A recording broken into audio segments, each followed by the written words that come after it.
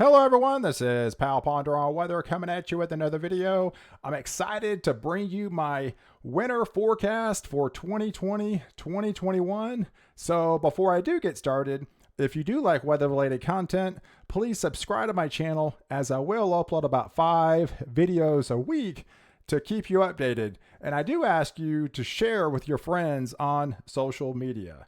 All right, and also leave your comment below on the most memorable winter out there that you experienced. So let's kind of delve into the details. We're going to start off with the precipitation outlook, and then we'll move on to the temperature outlook, and then eventually going into the snow outlook, and then kind of give you a summary of what I think how winter is going to play out over the next 90 days from December through February. All right, so what we're looking at now is the overall precipitation outlook. Now we are going into a La Nina. It had technically started on September the 10th, and it's right now about a week La Nina, and it should actually start downward projection going into a moderate La Nina just about right time around winter starting, and then eventually kind of lifting back up into more of a weak La Nina by the time winter ends. But we got a lot of colder air in the equatorial region, and so the southern jet is not going to be active this year. So that's why I'm depicting in this darker shade of brown the driest area in parts of Arizona, New Mexico, a good chunk of Texas, including the Dallas-Fort Worth area, all of El Paso, Houston, the Rio Grande Valley. I do think this is going to be your driest area. And moving on to the lighter shade of area, I still think you're going to be below normal precipitation in a good chunk of California, Nevada, Utah, as well as southern Colorado, and to northern Texas, and to Kansas and Oklahoma, through Arkansas, Missouri, and Mississippi, northern parts of Louisiana and Alabama, and then going on to the Carolinas, and a lot of huge chunk of southern South Carolina and to Georgia, as well as Florida. I do think that entire region is going to be more or less the southern states below average precipitation. But once we start looking up to the north, let's transition into the darker shaded green, where I do think the polar jet is going to be active. We got a predominant La Nina coming in, and so a lot of times we got a lot of warmer water right off the northwest Pacific coast, and that's going to tap into this area where I do think you're going to be seeing above average rainfall for this region, pretty much the wettest area for Washington, Oregon, Idaho, and to Montana. And there's also another shaded area that I kind of highlighted where I do think it kind of picks back up again into much of Pennsylvania, Ohio, in those regions. But again, you're still going to be above normal precipitation for a good chunk of the northern states, because I do think this is going to be the most predominant active track.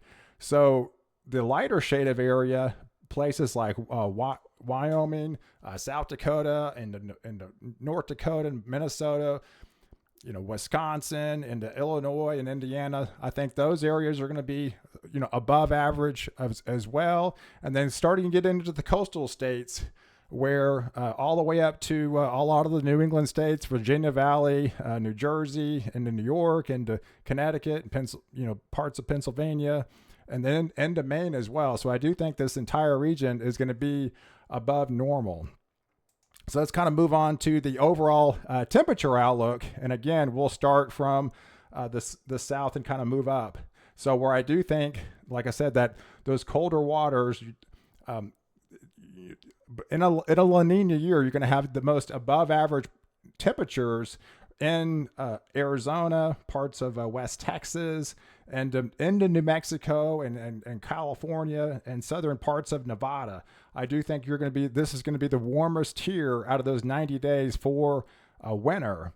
Now, if we take you through the lighter shade of brown, this is going to be an area where it's going to be above normal, but not as hot as this region. So parts of northern California, northern Nevada, southern Oregon, and Utah, southern Colorado into Kansas, Oklahoma, parts of Texas, the Dallas-Fort Worth area, I still think is going to be above normal temperatures for those 90 days of winter. And then all the southern states, Louisiana, Mississippi, Alabama, into Florida, and then getting into Georgia and the Carolina states and the Tennessee Valley, then swinging up the coast too. I do think you're going to be tapping into a lot of warmer water vapor temperatures, elevated temperatures off the coast. So I do think this region, hugging at least the coastal regions, are going to be above normal into Washington, D.C., New Jersey, and places like Boston this year. I think are going to be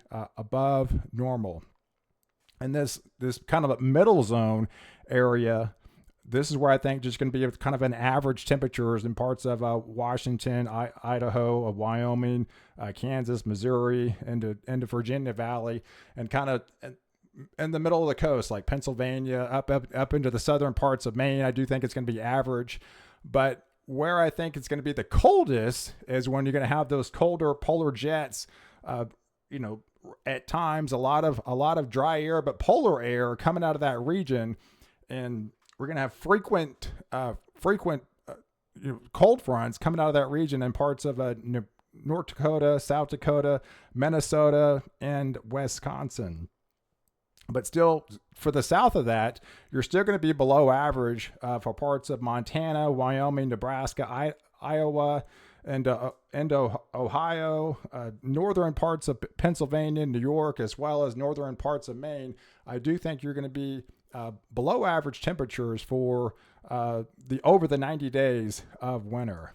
So now let's kind of take a look at the overall snowfall outlook, what I do kind of expect for this upcoming year. Again, we'll start off in the south, where I do think we're going to have some cold fronts, but overall, over the average of 90 days, I do think how it's going to average out, if you take those 90 days, we're going to be below average snowfall for a good chunk of the southern states. And a lot of these areas won't even see any snowfall at all. So parts of California, Nevada, Arizona, of course, you can't count out the mountains, Utah, New Mexico, and a good chunk of Texas and into Houston and Louisiana, Mississippi, Alabama, and Georgia, the Carolinas, and the Florida.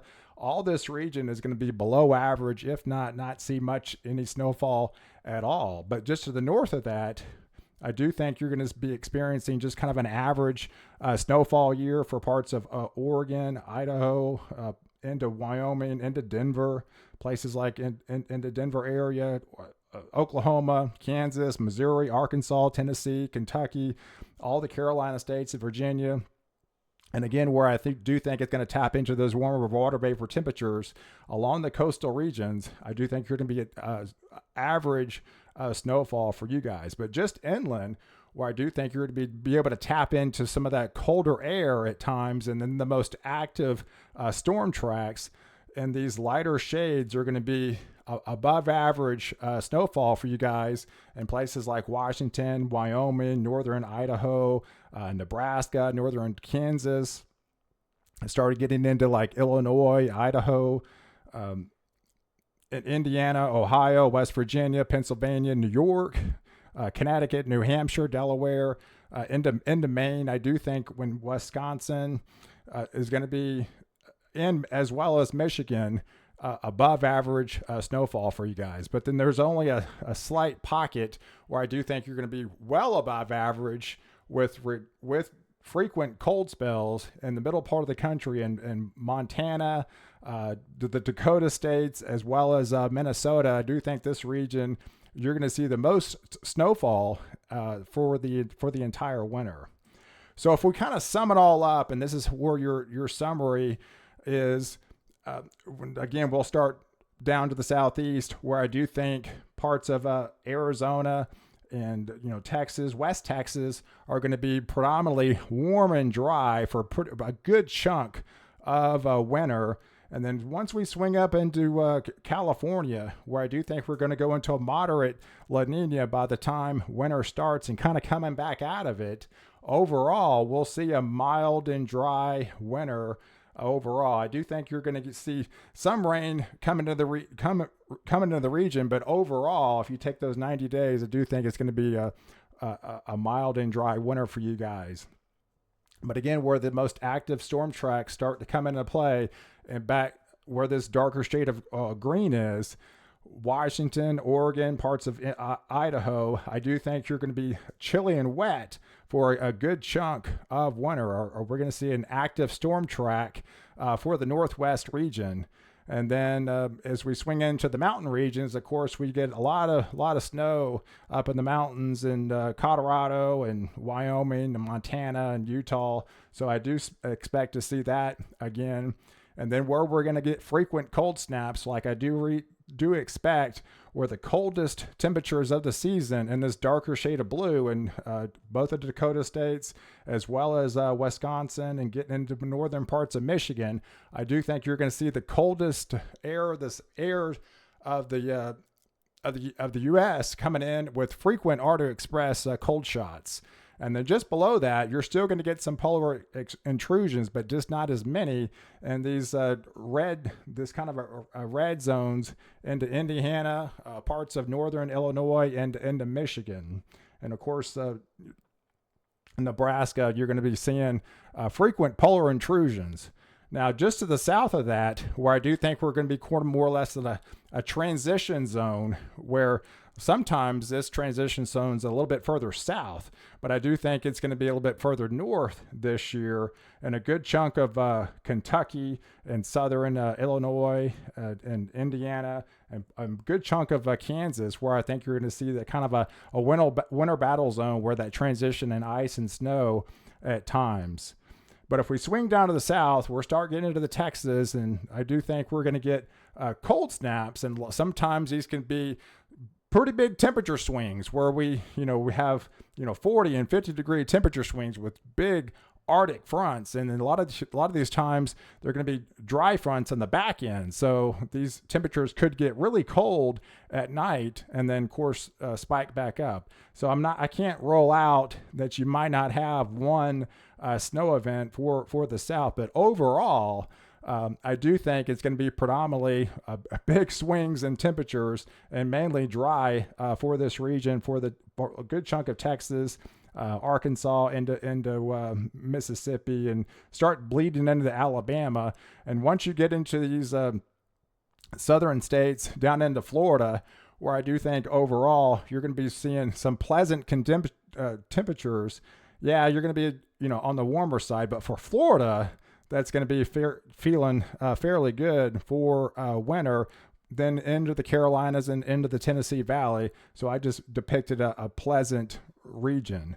Now, if you go into the purple zone, where I do think we're going to have those coastal storms, now that does not imply all these are going to be snow, because I do think you're going to see a lot of those warmer air intrusions coming off the Atlantic coast here. So places like New Jersey, Washington, into Boston, and those coastal states, where I do think a lot of times these are going to be rain events. And yeah, you're going to be seeing some snow events from times, but overall, I do think this is going to be more or less average into less snowy at times. But if you want to go into further into the interior states, into this purple zone, where I do think we're going to see frequent storms now, because it's going to be the most active storm track into Maine, into Connecticut, into New Hampshire, a good chunk of Pennsylvania area. So I do think this region is going to be seeing frequent storms, and a lot of those could be some snowstorms this year. And of course, I do expect the lake effect snow machine to be in full effect with these warmer lakes. And once we get those Arctic extrusions filtering over the lakes, I do think the lake effect snow machine is going to be in full effect this year. So hey, I appreciate you guys watching. I did hope you enjoyed this video. If you did like it, please like the video and definitely leave your comments below. Subscribe to my channel and definitely share with your friends on social media, and catch me in the next video where I protect you before and after the storm.